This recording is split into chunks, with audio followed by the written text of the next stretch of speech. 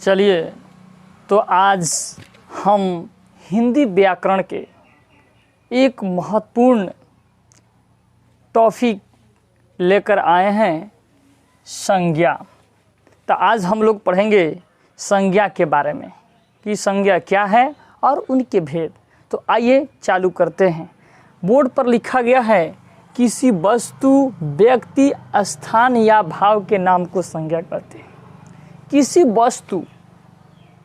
वस्तु में मान ले लेते हैं पुस्तक, चाहे किताब, चाहे कलम, वह सब के सब का हुई संज्ञा। उसके बाद हम लिखे हैं व्यक्ति के नाम, जैसे राम, श्याम, कन्हैया, ये सब क्या है? व्यक्ति के नाम है, तो ये भी एक संज्ञा है। उसके अलावा स्थान के नाम हम लिख दिए हैं, पटना हो गया, मुजफ्फरपुर हो गया, सिवान हो गया, गोपालगंज हो गया, ये आपका क्या हो गया? संज्ञा हो गया। इसके अलावा हम लोग देख रहे हैं यहाँ पर लिखे हैं प्यार।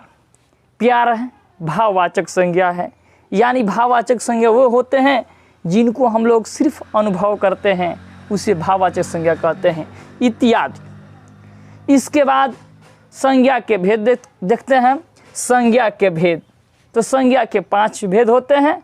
पहला भेद नंबर 1 है व्यक्तिवाचक संज्ञा, दूसरा है जातिवाचक संज्ञा, तीसरा है समूहवाचक संज्ञा और चौथा है भाववाचक संज्ञा, और उसके आगे 5वां है द्रव्यवाचक संज्ञा। तो चलिए हम बारी बारी से समझते हैं कि व्यक्तिवाचक संज्ञा, जातिवाचक संज्ञा, समूहवाचक संज्ञा, भाववाचक संज्ञा और द्रव्यवाचक संज्ञा क्या है। तो शुरुआत करते हैं व्यक्तिवाचक संज्ञा से। तो देखिए, व्यक्तिवाचक के मतलब होता है प्रॉपर के मतलब होता है स्पेशल। तो स्पेशल नाम होनी चाहिए, चाहे व्यक्ति हो, चाहे वस्तु हो, चाहे कोई स्थान हो, जो भी हो, प्रॉपर होनी चाहिए। जैसे में देखिए बोर्ड पर लिखा गया एक नाम कन्हैया। कन्हैया एक लड़का का नाम है। अगर किसी को कन्हैया नाम से पुकारा जाएगा तो बिल्कुल उसी का बोध होगा, दूसरा आदमी नहीं आ सकता है, आएगा तो सिर्फ कन्हैया आएगा। उसके अलावा हम लिखे हैं सीता। सीता एक लड़की के नाम है, एकदम प्रॉपर सीता के लिए है। अगर सीता को चाल करेंगे तो अदर कोई लड़की नहीं आएगी, आएगी तो सिर्फ सीता आएगी, यानी खास स्पेशल है। उसके अलावा यहाँ पर लिखे हैं गंगा। गंगा भी देखिए एक स्पेशल नाम है, वो नदी का नाम है। तो इस प्रकार ये भी व्यक्तिवाचक संज्ञा हो गया। उसके बाद यहाँ पर एक शहर का नाम लिखे हैं पटना। पटना भी देखिए एक स्पेशल है, तो इसको भी कहेंगे व्यक्तिवाचक संज्ञा। हिमालय देखते हैं तो हिमालय भी क्या है? व्यक्तिवाचक संज्ञा। उसके बाद यहाँ पर लिखा है जातिवाचक संज्ञा। देखिए नाम से ही क्लियर है, जिससे जाति वर्ग का बोध हो, पूरी जाति का बोध हो, उसे जातिवाचक संज्ञा कहते हैं। उदाहरण बहुत ही सुंदर, जैसे लड़का है, अगर लड़का कहते हैं तो इसमें पूरे लड़के जाति का बोध हो जाता है, कोई भी लड़का हो सकता है, स्पेशल नहीं है, संपूर्ण जाति हो गया। उसके बाद यहाँ पर लिखे हैं लड़की। लड़की की बात करते हैं तो यहाँ पर लड़की के पूरी जाति का बोध हो गया, पूरी लड़की। उसके बाद यहाँ पर लिखे हैं नदी। अगर नदी कहते हैं तो ये नहीं कि गंगा नदी हो गई, पूरी नदी यहाँ आ गई, इसमें सब नदी शामिल हो गई, पूरी जाति नदी का हो गया। उसके बाद लिखा है शहर।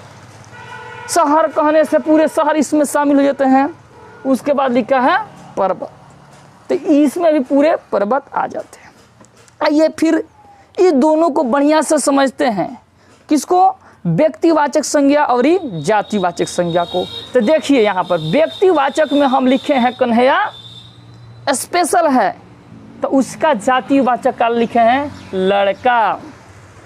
देख रहे हो, लड़का कहेंगे तो पूरे लड़के का बोध हो जाएगा, लेकिन वही कन्हैया कह देंगे स्पेशल हो जाएगा, एक व्यक्ति का बोध हो जाएगा।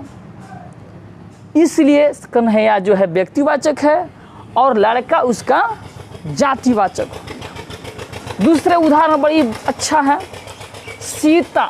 सीता जब कहेंगे तो किसी खास एक लड़की की बोध होगी, लेकिन संपूर्ण का बोध कराना है तो लड़की हो गया, इसलिए जातिवाचक हो गया। आगे बढ़ते हैं, लिखा है गंगा। तो गंगा एक स्पेशल है, व्यक्तिवाचक संज्ञा है अगर हमको जातिवाचक कहना है तो इसका जातिवाचक क्या है जी? नदी। नदी कहिए तो पूरी नदियाँ शामिल हो गई, चाहे गंगा हो, चाहे जमुना हो, जो भी नदियाँ हैं सब इसमें शामिल हो गई। उसके बाद स्पेशल में देखिए पटना। पटना तो एक शहर का नाम है। कोई बताए कि पटना के भाई बताओ जातिवाचक, तो बतलाएंगे क्या? पटना का जातिवाचक शहर हो जाएगा, क्योंकि पटना शहर है। इस शहर में सब शहर आ जाएंगे जितने भी शहर हैं, तो ये एक संपूर्ण जाति का बोध हो गया शहर कहने से। उसके अलावा हम देख रहे हैं यहाँ पर हिमालय। हिमालय कहने से एक पर्वत का बोध हुआ, लेकिन वही सिर्फ कह दे पर्वत।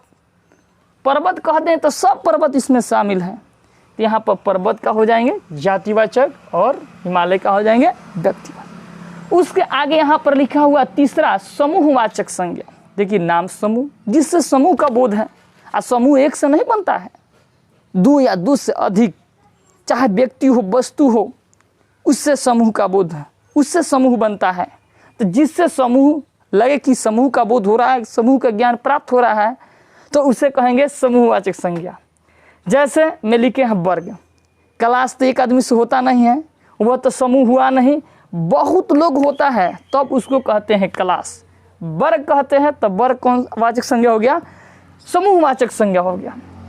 उसके बाद है सभा। जहाँ भी सभा लगती है तो अकेले लोग तो होते नहीं हैं, वहाँ पर बहुत सारे होते हैं, तो वो हुआ सभा, तो उसे कहेंगे वहाँ समूह का बोध हो रहा है, तो वह समूहवाचक संज्ञा। यहाँ पर परिवार, परिवार फैमिली। अब एक आदमी से तो फैमिली बनेगा नहीं, 2 आदमी होंगे, 4 आदमी होंगे, 5 आदमी होंगे, 6 आदमी होंगे, इस प्रकार इस समूह का बोध हो रहा है, तो ये भी समूहवाचक संज्ञा हो गया। सिमिलरली यहाँ पर देखा रहा है गुच्छा।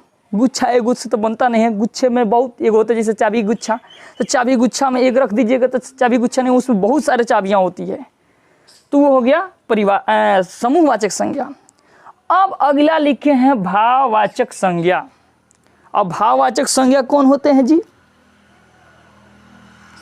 जिसको हम लोग सिर्फ अनुभव करते हैं, जिसको हम लोग सिर्फ अनुभव करते हैं, उसे कहते हैं भाववाचक संज्ञा।